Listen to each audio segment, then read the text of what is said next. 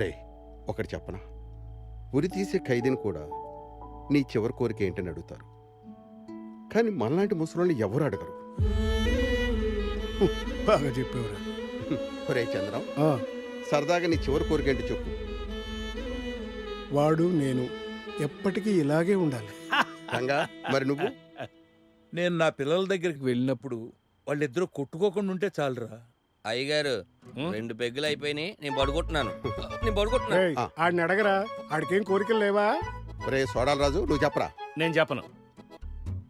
అయ్యా సోమరాజు గారు, చెప్పండి. నా పిల్లలందరూ ఆనందంగా ఉన్నారు, నాకు ఇంకేం కావాలి? అది సరేలేరా, ప్రతి వాళ్ళకి మనసులో ఏదో కోరిక పుడతానే ఉంటుంది. చెప్పు.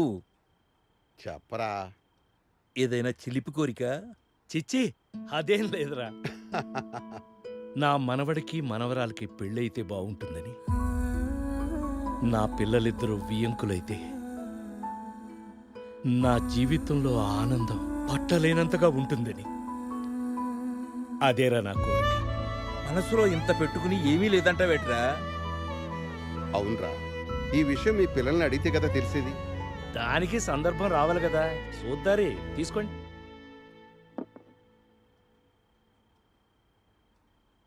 సరేరా, ఇక నేను బయలుదేరతాను. రేపు ప్రయాణం కదా. ఒరే చంద్రం, ఆ, ఒకసారి మన లాయర్ గారిని రమ్మను. అలాగే. ఒరే, నీ చాలా మంచి ఆలోచన. వెంటనే పిల్లల్ని అడిగాయి. అలాగే వస్తాను. అలాగే. వస్తాంరా.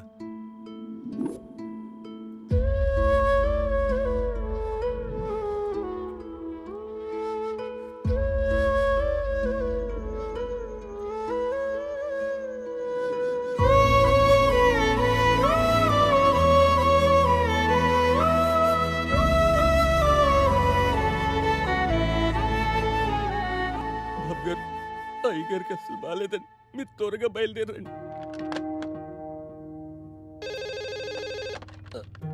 అమ్మగారు బయలుదేరారమ్మా. సరే అమ్మా.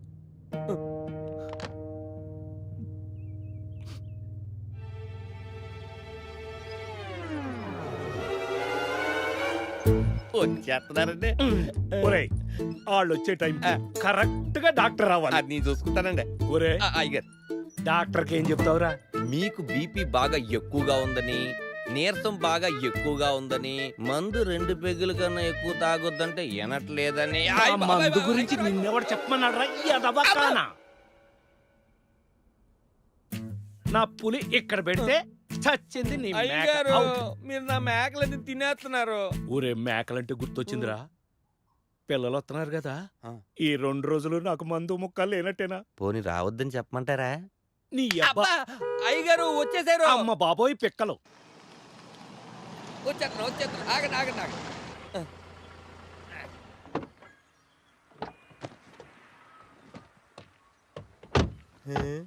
ఏంటయ్యగారు, కొత్తగారా? రేయ్, అవన్నీ నీకెందుకురా? నాన్నకెలా ఉంది ఇప్పుడు?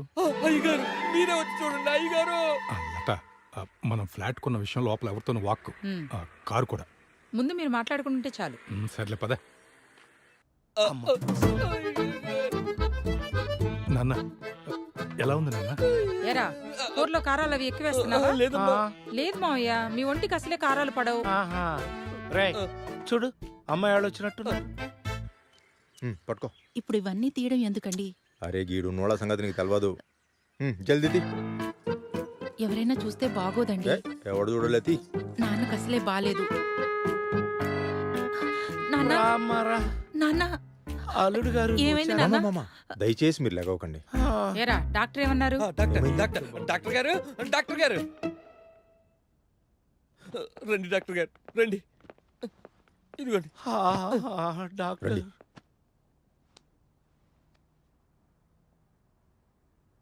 బీపీ లెవెల్స్ చాలా ఎక్కువగా ఉన్నాయి. గుండె నీరసంగా ఉంది. మీరు ఎక్కువగా స్ట్రెయిన్ కాకూడదు. అయితే ఇంకే టాబ్లెట్ రాసేయండి. రండి. బయట రాత్రి కానీ రండి డాక్టర్ గారు. రండి. ఒరేయ్, అయ్యగారు వెంటనే వేడి నీళ్ళు పెట్టరా. వీళ్ళందరూ స్నానాలు చేస్తారు, ప్రయాణ బడలికలో ఉన్నారు. అలాగే అయ్యగారు. వెళ్ళండమ్మా, వెళ్ళి మీరు స్నానాలు చేయండి. మావయ్య, రెస్ట్ తీసుకోండి. నేను చూసుకుంటా, మీరు వెళ్ళండి. జాగ్రత్త మామ. నాన్న. ఏయ్, నువ్వు వెళ్ళి స్నానం చేయవే. ఇలా చాలు చాలు. తినండి తినండి. మ్మ్. మన ఇంటి భోజనం తిని ఎంత కాలం అయిందో. మ్మ్. ఆ, మాట్లాడండి, తీసి మాట్లాడండి. లేదు మామ, రేపు ఎట్లానో ఊరిపోతున్నాం కదా. ఇంత బిజీగా ఉండి కూడా మీరందరూ పిలిచిన వెంటనే వచ్చినందుకు చాలా సంతోషం. ఇదే సంతోషంతో మీ అందరినీ ఒక ముఖ్యమైన విషయం అడగాలనుంది. ఏం లేదు, ఒక చేప ముక్క వేసుకుందామని. దీనికేంది మామ, వేసుకోండి. కానీ నిజంగానే నా మనసులో ఒక కోరిక ఉంది. చెప్పనా? చెప్పు నాన్న. ఇది నా చెల్లెలు కూతురు. ఇతను నా బెస్ట్ ఫ్రెండ్ కొడుకు. వీళ్ళని తీసుకొచ్చి నా పిల్లల్ని బయట వాళ్ళకిచ్చాననే భయం లేకుండా బతికేస్తున్నాను. అలాగే నా మనవడికి మనవరాలకి పెళ్లి చేస్తే బాగుంటుందని నా ఉద్దేశం. అలాగని వెంటనే చెప్పాలని ఏమీ లేదు. ఈ రాత్రికి బాగా ఆలోచించుకుని రేపు ఉదయాన్నే చెప్పండి.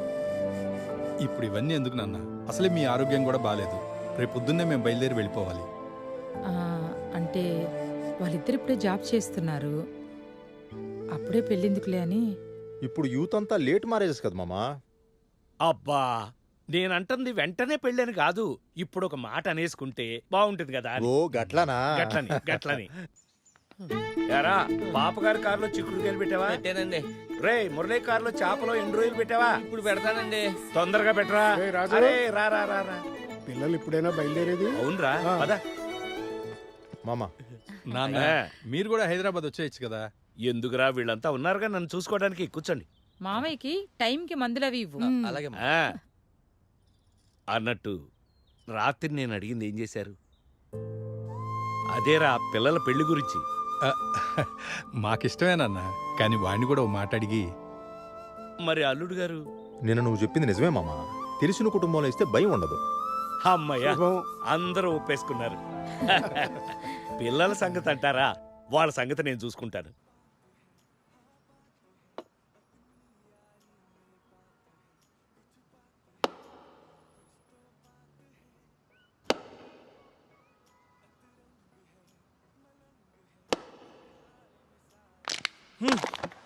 ఇంకెప్పుడు ఫోన్ తోనే ఉంటావా?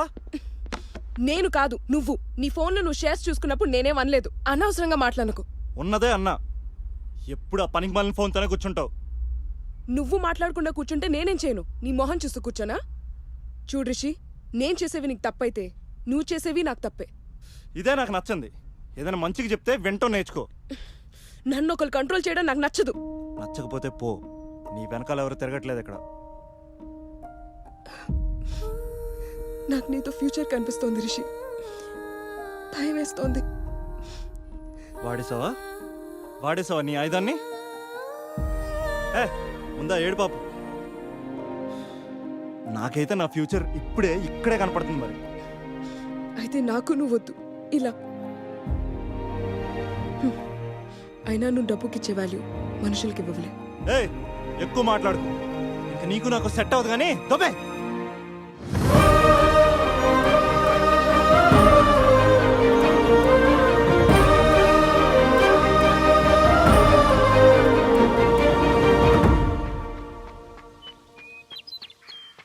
ఒరే గుత్తిభద్రం, ఏంట్రా?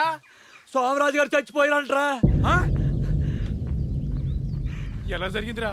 ఎవరో నాకు తెలదు. బేపద్రా.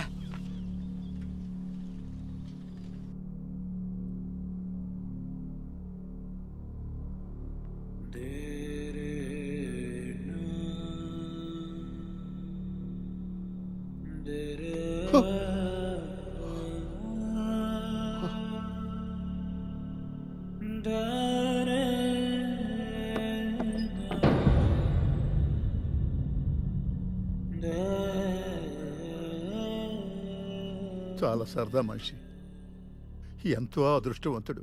నిద్రలోనే పోయాడు. ఎప్పుడు నవ్వుతూ ఉండాలిరా, అదే ఆరోగ్యం అనేవాడు. చివరికి వాడి నవ్వే మిగిలిపోయింది.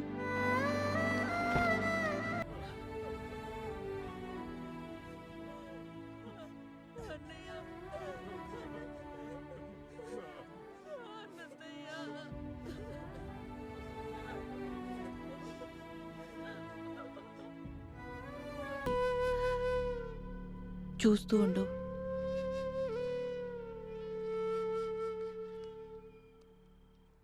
ఏమండి ఉమ్, మావయ్య గారు రాచినన్న కూర్చో. ఏంటి బాబు, పని మీద ఉన్నావా? సడన్గా జరిగింది కదా చిన్నన్న, ఆఫీస్కి లీవ్ మెయిల్ చేస్తున్నాను. అమ్మాయి రాఘవమ్మ